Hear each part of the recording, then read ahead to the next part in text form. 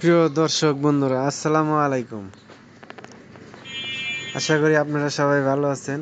আল্লাহর রহমতে আমিও ভালো আছি। এই যে আজকে আমার এই ছোট খামার বাড়ি অল্প কিছু মরিচ চারা এবং বেগুন চারা রোপণ করলাম। এগুলা কতদিনে বড় হয়, কতটুকু হয় দেখার জন্য আমার এই চ্যানেল সাবস্ক্রাইব করুন, এই চ্যানেলের সাথে থাকুন। আসসালামু আলাইকুম।